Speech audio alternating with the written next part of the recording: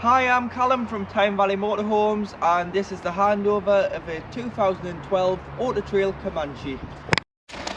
So starting with walk around on the driver's side of the vehicle first. So using your West alloy key, which is the square key of the bunch, it opens this locker here, and then what you do is put your hands in, put your foot underneath and lift it up. You've got two leisure batteries in there, and then next to it you have your mains connection point. So to hook the vehicle up, you get your hooker blade, lift the collar back and expose the three ends like so, and then connect to the vehicle. Hook the vehicle up first, then walk to your power source, and obviously do it in reverse when unhooking, as we wouldn't want you walking around with a live lead. Pop the lead in this little groove here so you can shut the locker down, and then you've also got an external TV point there, so that's more if you're on a super site and they are giving you access to their aerial on site. So you just need a length of coax and it can connect from the bollard into the vehicle, and that's mainly on the hard to reach places. You'll get a better TV signal. Down here you have your waste water, so this is anything that you've drained off down via a plug hole. Goes into a separate holding tank, and normally on the way out of your site, if you're not on a super site, if you're on a super site you can connect a pipe to here and then run it to the grid at the back of the pitch. But if you're on a normal site, normally on the way out of the site you would just pull over into the motorhome service bay. On the side there's a little lever, and as you can see it'll start draining off the water. It's very important that in the winter, especially in the winter, that you drain it all off, as you wouldn't want the water to freeze when it's exposed to the elements underneath the van, because it can crack and split the tank and cause a lot of damage. Further back you do have some storage, so you can put your hook up lead in there, your leveling ramps, your various other bits and pieces that you want to keep out there. You've got storage underneath your large sofa on the driver's side. Storage behind the kitchen cabinet. External shower point. So there's a bullfinch connection which pops into there, and then on the other end of the hose there's a trigger gun. As long as you've got the pump on inside of the vehicle, which I'll show you on the main control panel when we do inside the vehicle, you can turn it from off to on, hot or cold. Obviously you've got to have the hot water on for it to be hot. It'll not just be hot immediately, but this is great for hosing the dogs off, the boots, the kids, yourselves if you've been on the beach. Coming back here you've got your freshwater intake. So this is where you fill the vehicle with fresh water via a hose pipe. So one of the round-headed keys will operate this, so you can lock and unlock the filler point there. Take it off, get yourself a hose pipe. It can be an extendable one that coils down into a small bag. It can be a normal hose pipe, and get some hose pipe fittings, as it's mainly just a brass tap on site. Put a hose in there, wait until it overflows or until you're happy you've got enough water on board, which you can see on the control panel. Should you not be able to get a hose pipe to the vehicle, but you can bring a bucket, an aqua roll, a drum of water to the vehicle, you have got a wheel submersible pump, which is this one here. So next to it, just under here, there's a fitment for a 12-volt pump. So this is the power, so you'd pop it one end in there, the other end in here, and you'll hear the pump trying to suck the water in there. You drop that into the water, and what that'll do is it'll suck the water out of the drum into your main freshwater tank.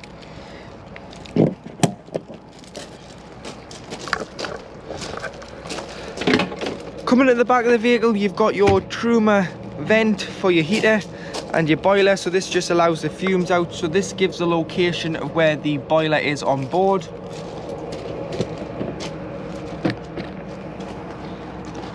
At the back here you do have your garage. So you've got your carpets in there, and a good amount of storage in the back of the vehicle. Coming to the back panel, you've got your high level brake light at the top and reverse camera. You've got a ladder to gain access to the roof, so using this little key here you can open the ladder, fold it down and get up for cleaning and maintaining the roof. And then you do have a full-size spare wheel underneath this cover, so using one of the round-headed habitation keys you would remove the auto trail badge. Behind here there's a big nut, so you just unloosen that and then this acrylic panel will lift off and there's a full-size spare wheel.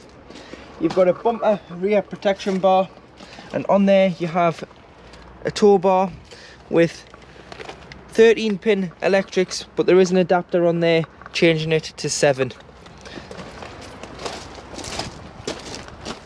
On the passenger side at the back you do have your external gas point, so if you are using a barbecue or an awning heater you can connect the gas supply to the vehicle, so you would be running off the bottles on board instead of carrying a spare, which is just there.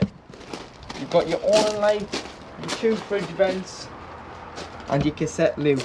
So to operate the toilet, ensuring that the blade is in the closed position, which I'll go on when I'm inside the vehicle and tell you about the blade. As long as it's in the closed position you'll be able to lift the Thetford orange handle and slide the cassette free of the vehicle. You then have some wheels and a handle, so when it's heavy you can drag it to your waste disposal site, which is normally beside your toilet block on site. And then to empty, remove the cap, press the button at the back, this orange button. It'll allow a bit of air in, stop it glugging, and you can tip it out. Once you have tipped it out, there's normally a tap, so put some water in, put the cap back on and give it a rinse and tip out again.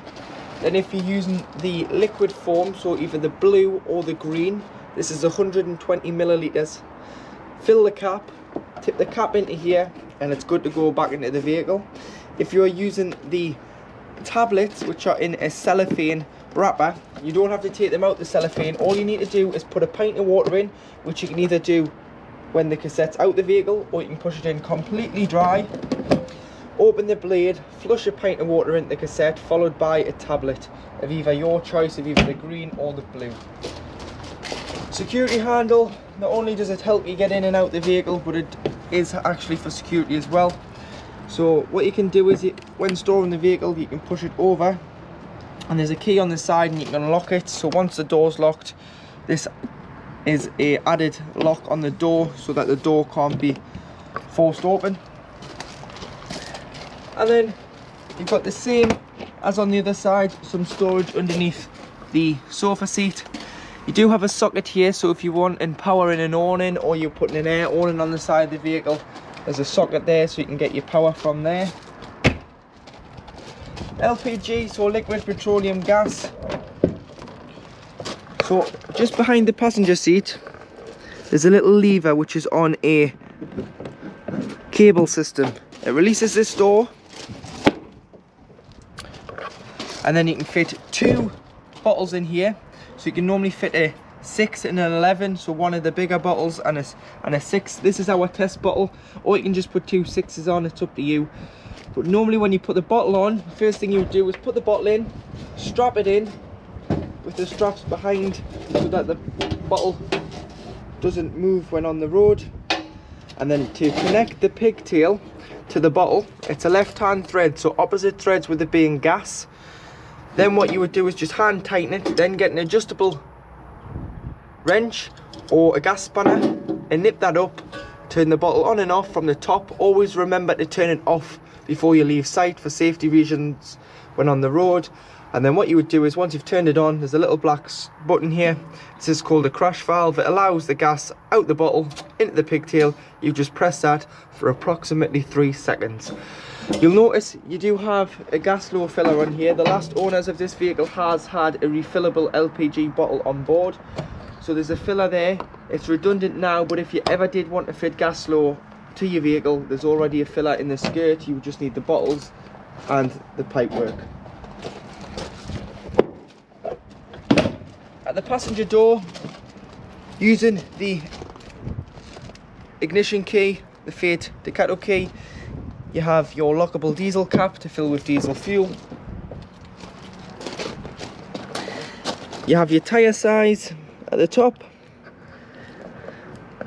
You have, obviously, as it's a Commanche, it's got 3 axles, as it's got the tag. So the first axle, which takes 5.5 bar, which is your front. Your middle axle and your back axle take 3.8 bar, and this is your tyre pressures. Engine battery lives underneath the floor on the Fiat Ducatos. Toolkits underneath the passenger seat, so there's a jackknip brace and a towing eye in there, everything to change the wheel should you need to. And your bonnet release is on the side of the dashboard. So if we have a quick look underneath the bonnet.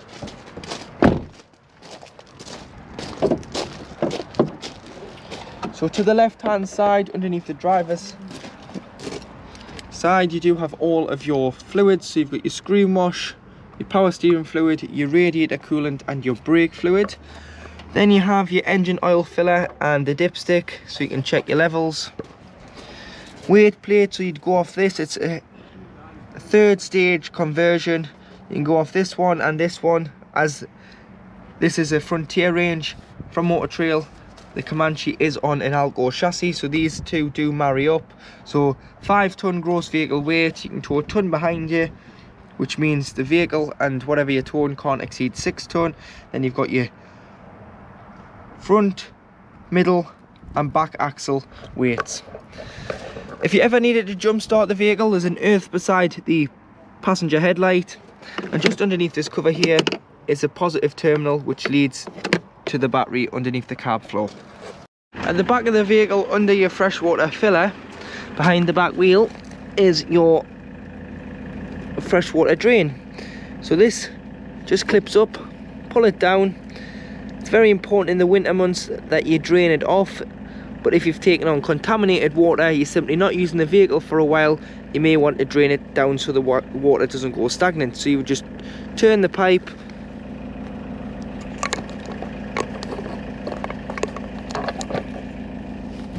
so just turn it and drain off your fresh water, and then that would just clip back up. Above the habitation door, you do have your main 12 volt control panel. So you've got a little line up here which looks like a lightning line, which means that the vehicle is hooked up on mains electric. So if not, you will just have 12 volt off your 2 leisure batteries which are outside in that locker. If you're hooked up, you'll have 240 volt. So you've got your master switch in the top left hand corner which turns the vehicle on and off, 12 volt or 240. And then next to it in the middle, you have your pump. So should you have enough water on board, you can turn your pump on, and this will pressurize the water for the taps, toilet, shower and external shower. At the top right, you've got your light button. So this is for your interior lights. You must have this on, and then they all are individually switched. And then coming down the bottom left, you've got the awning light, which is the light outside the vehicle. And then next to it, you've got the dimmer, which dims the lights in the lounge underneath the lockers. You've got your power transfer button, which is this one here. So should the leisure battery go flat, you can use the engine battery to power the motorhome, but I wouldn't really advise this, as it can flatten it and then you'll fail to start the engine. And then in the bottom right, you do have your tank heaters. So if it's gonna freeze overnight, or there's a chance it's gonna freeze overnight, especially in the winter, or if you're away in a colder country, you can put your tank heaters on, and this will put a current through the water to stop the water from heating. To stop the water from freezing, should I say, as it will heat the water. Main control panel, you've got these up, down and then enter. So going down, you can see the vehicle, the leisure, the fresh and the waste water readings there. They're all your levels. Then you've got your leisure battery, your amperage capacity, your solar panel and your battery amps currently being used on there. Please note your solar panel does go to sleep when its hookup is on, because hookup is the bigger voltage coming on board than 12-volt panel. And then you've got your time, so you can go in by the middle one and change the time, set an alarm and various other bits and pieces. And then you've got the main time displayed on the main control panel. Opposite it, you do have your Truma Combi E heating system. So there's loads of videos on YouTube of this system if you forget about the heating and hot water system. So starting on this side, this is your energy source, so what source you want to be using. So at the top you've got two wiggly lines, which is 2 kilowatts of mains power. Then going down you've got one individually wiggly line, which is 1 kilowatt of mains power, 750 watts. So you would use two, mainly on most big sites. On smaller CL sites or abroad, or depending on what you're running, if you're running a mains kettle or a microwave at the same time, you may have to just turn it down to 1 kilowatt if there's a chance it could trip your vehicle out, because then you're running too much power and the site can't cope, so you may just have to turn it off or turn it down. But mainly just pop it onto 2 kilowatts and that should be it. You've got gas on its own, which is the middle one. So if you were wild camping, you had no hookup, you'd have to run everything off gas. So this is how you would heat your vehicle and your water. And then you've got gas and 1 kilowatt, which is known as mixture 1. And you've got gas and 2 kilowatts of electric. So two sources combined will drastically reduce the time it takes to heat the vehicle or the water. You'd mainly use this in the winter months so that you're not sitting in a cold vehicle or you're in desperate need of hot water. Give this about 10 minutes and then you'd want to probably turn the gas off and just pop it back onto 2 kilowatts of electric. On the other side, this determines whether you heat the water on its own, you heat the vehicle, or you heat the water and the vehicle together. So you've got off on the O. 1 to 5 is just your thermostat. 5 is equivalent to 30 degrees. And then what you can do is you can go all the way up to 60 degrees of heating your water on its own.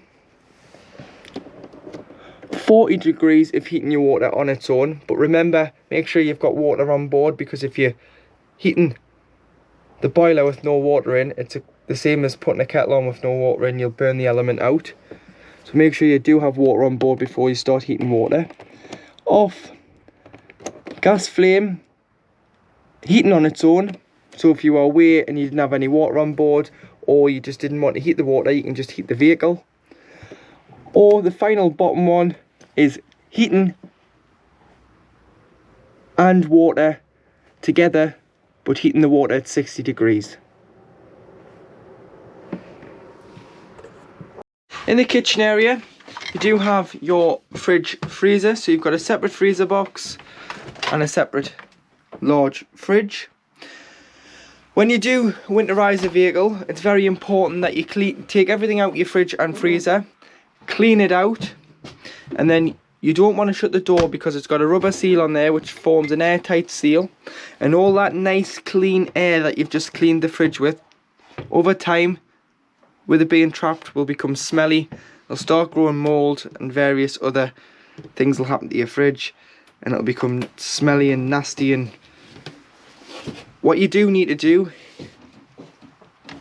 on both, you've got a light, push and slide these two toggles out, and the same on this one, push and slide. And what that'll do is it'll stop the door from shutting fully on itself, and air circulation will be allowed in and out of the freezer and the fridge when the vehicle is stood up.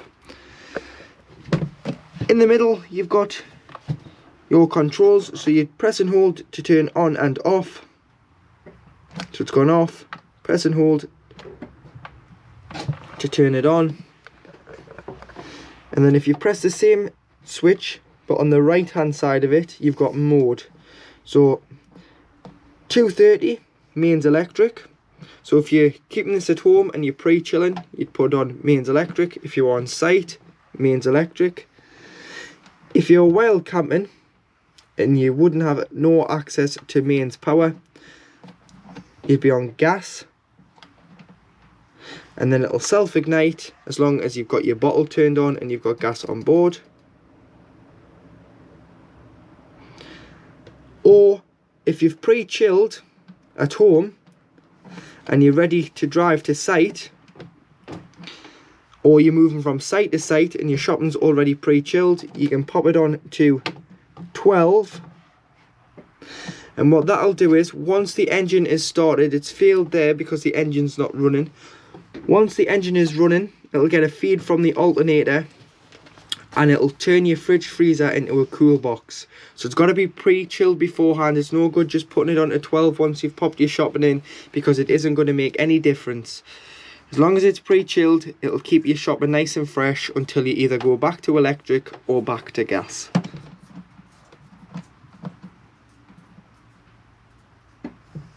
Or you can have it on AES, which is automatic energy selection.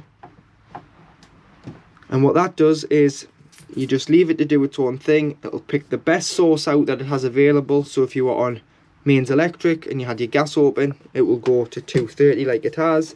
If the mains electric was to be taken out the vehicle, it would switch over to gas. If the engine was to be started, it would switch over to 12 volt. So it'll do its own thing, but you can manually change it over. But take in mind that with the automatic energy selection, when on gas, it'll take 20 minutes to light. That's because if you pulled in for diesel and you left your gas open, but it's been on 12 volt when you've been running, it'll not be finding 12 volt anymore because you'll have knocked the engine off. It'll not be finding 230 volt because you're not hooked up, but it will find gas. It's automatically programmed to wait 20 minutes before sparking at a petrol station. So you just have to manually put it onto gas if you wanted to use it when while camping. You've got your temperature this side. So the bigger the snowflake gets, the colder the fridge gets. And then you've got this setting here, which turns on this here. And what that does is, when the fridge freezer are on optimum temperature, which is full temperature, and you're parked up for a week or so, sometimes the rubbers can freeze to the door. Popping that on, it'll stop the rubber from sticking by putting a heated element around the freezer door. You've got storage above, and there is your external shower hose.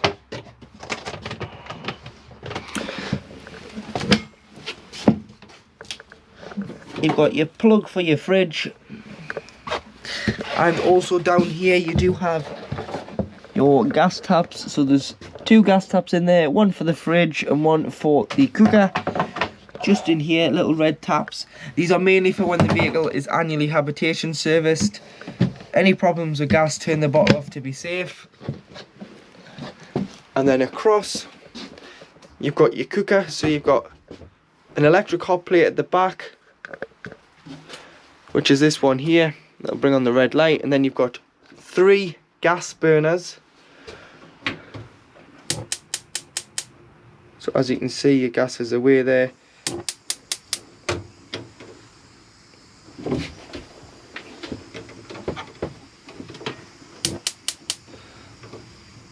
And then you've got the other one. So there's 3 lit gas burners.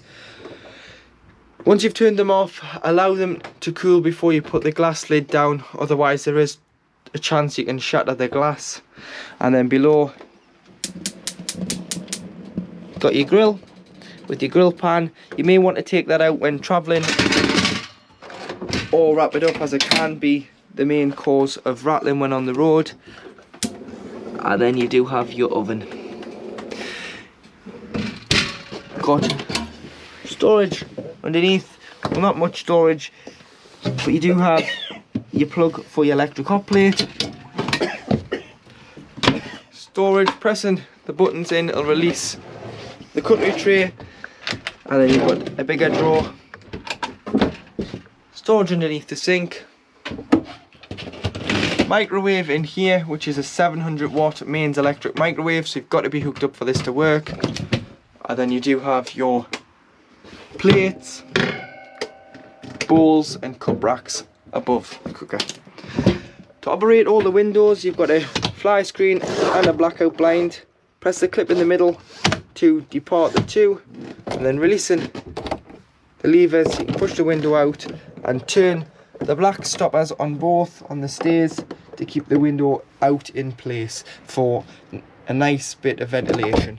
Loosen it to bring it in, and always make sure that your windows and skylight are fastened and securely fastened before you start driving, because if you do drive with a skylight open, the wind can rip them off and then they are very expensive to replace.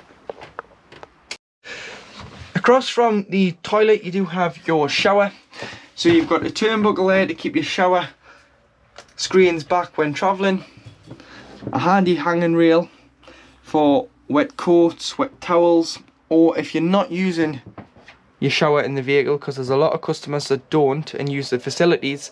If you're going on a longer trip, this doubles up as a good size wardrobe, so you can hang things up in here.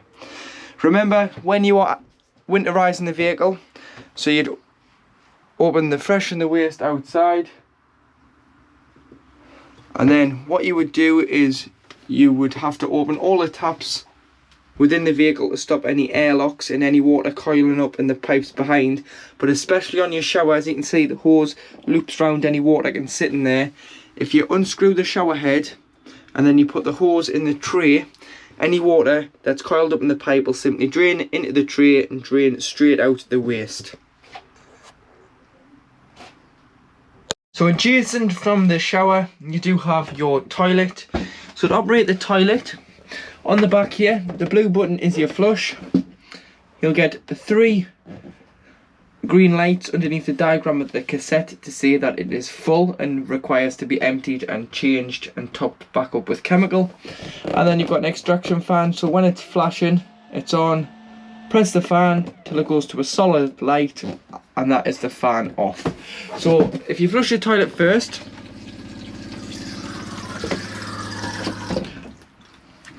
and then what you want to do is, after you flush the toilet, is open the blade. So you slide this to the right. Everything will then go into the cassette. Doing it this way helps the blade seal stay lubricated, and it stops the hatch from getting dirty. Everything goes into the cassette, then you can flush after use and slide back to the right to isolate the cassette. If it was to be in the open position, the cassette won't come out the outside of the vehicle should you need to change it, so get into a habit of closing it after use. If you are wanting to use any pink solution, as a motorhome is different to a caravan, it doesn't have a header tank like a caravan does, which is where it fills the cistern with the pink liquid. This is from the freshwater tank. What you can do is put the pink in a diluted spray bottle, spray the bowl before flushing, and it'll do the same job as it ends up in the cassette. Toiletry cabinet, washroom light,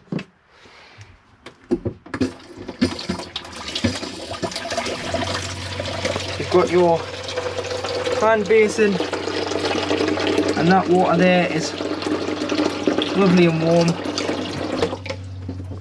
And then you've got a skylight, so you can press the button in, slide the bar along, or put it into the grooves should you want the skylight to stay open. Fly screen and blackout blind, but always make sure that your skylight is securely fastened before travelling, so you always want the button to be out and the bar above it. And you also have a handy toilet roll holder, and the washroom door acts as the bedroom door as well, so it'll isolate this whole space off from the front of the vehicle.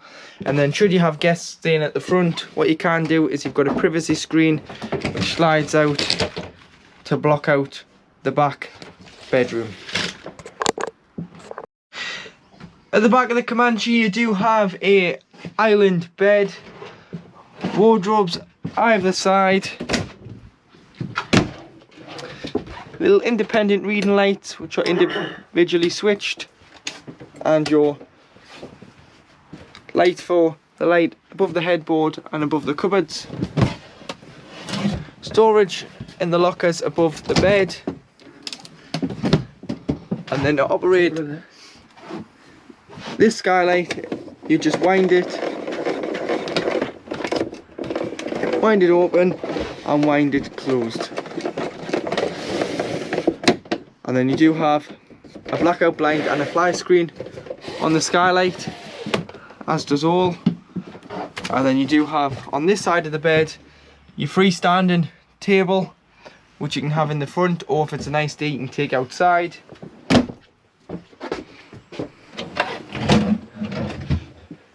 Storage underneath the bed.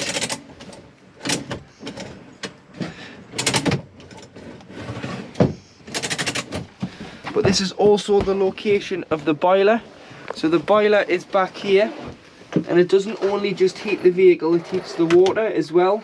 So in the winter, when the vehicle's not in use, it's very important that you drain the water out of the boiler. And to do so, this is a double jointed valve, so when it's lying down on either side, it is holding water.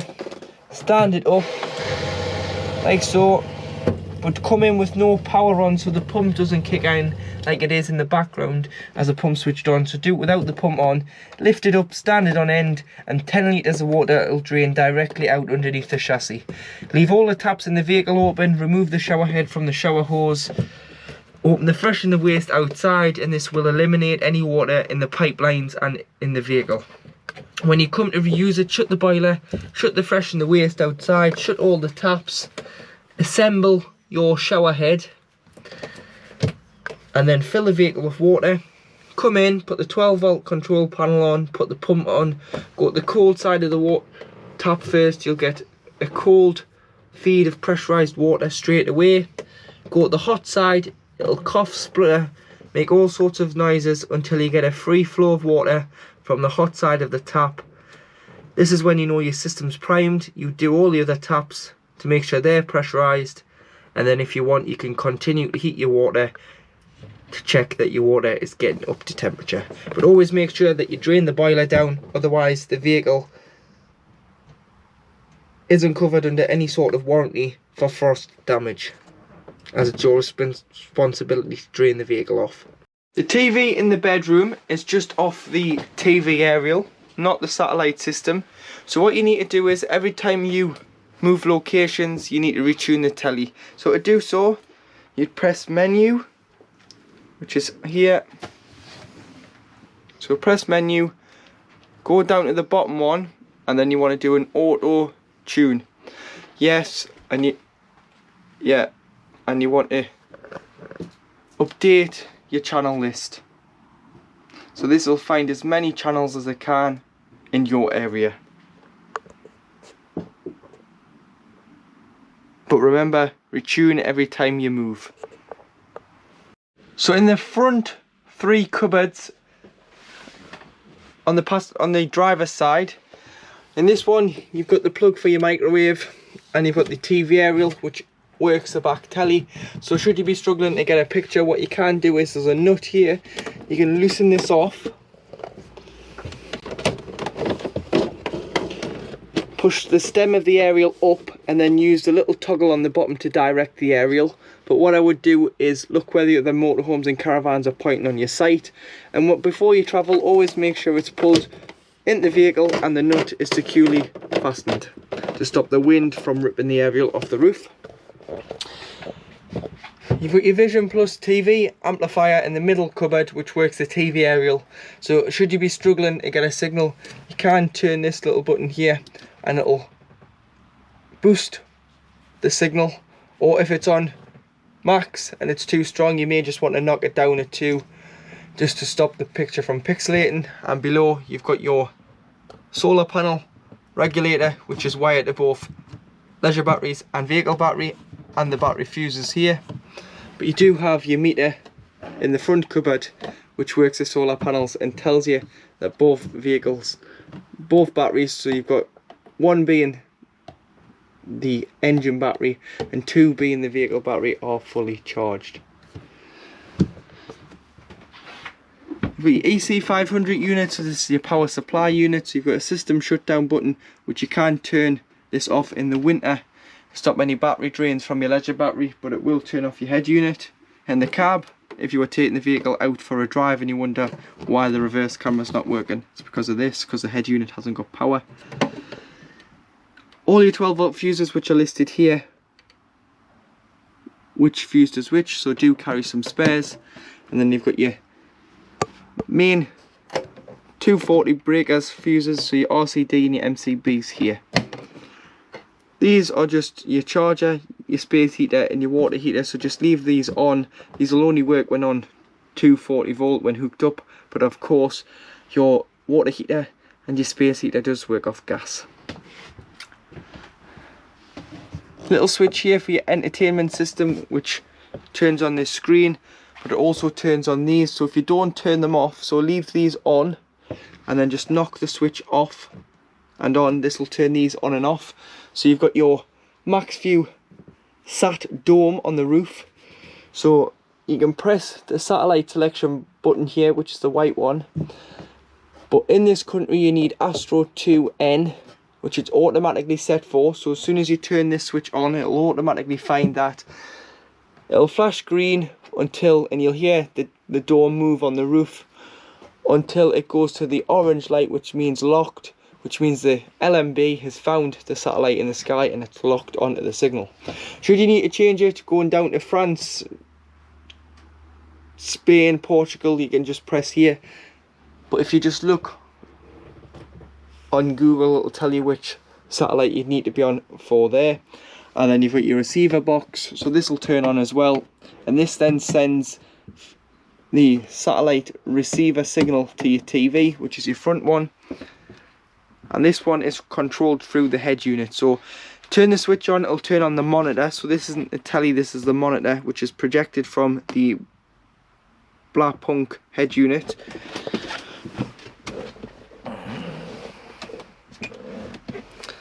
So go to menu, which is in the top left hand corner, and you want AV2 in, and this is your TV. So that'll receive the picture first, and then as long as your screen's on, you'll get the picture here. You use the volume through the head unit, so as it's through the cab speakers, so just adjust the volume through here. But I think the difference is, and that might be perhaps the change in, and of course you do have USB and an auxiliary input just under there, and various other settings such as Bluetooth, radio, disc and USB, and navigation as well. Now there is a cabinet meeting today where all cabinet ministers will be around the table. The focus of that will be on levelling up, trying to push forward that agenda, of course. Then using the remote and pointing to the magic eye, which is just underneath the cupboard here, you can change the channel of the TV program. To make your bed, you can either use them as two singles or you can pull them out into each other, backrests into the middle.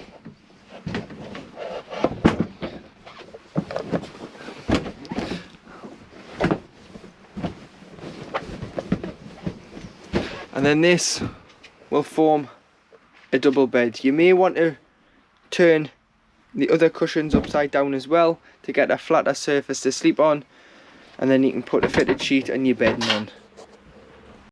Now in the cab, to the right of the driver is the handbrake, and then on the doors you have the driver and passenger electric windows, electric mirror adjustments, so there's two mirrors to adjust on each side, the top and the blind spot.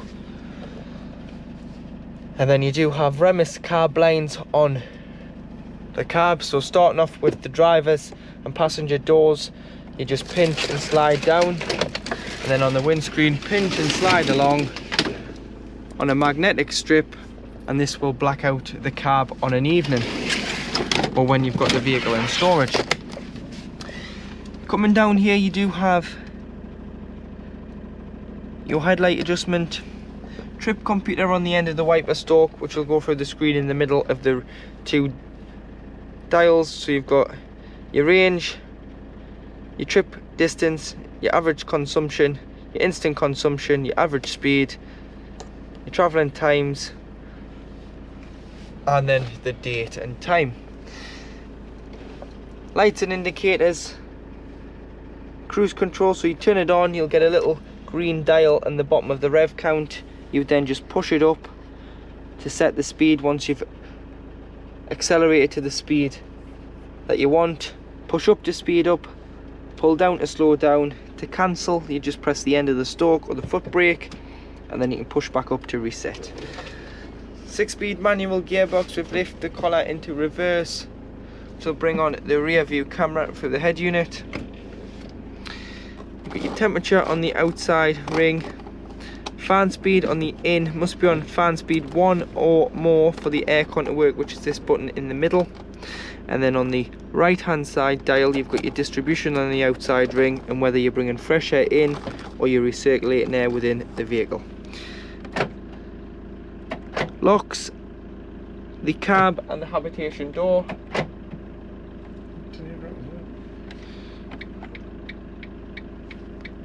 Hazards, rear fog lights and heated mirrors. 12-volt points. Glove box, which is lockable with the key.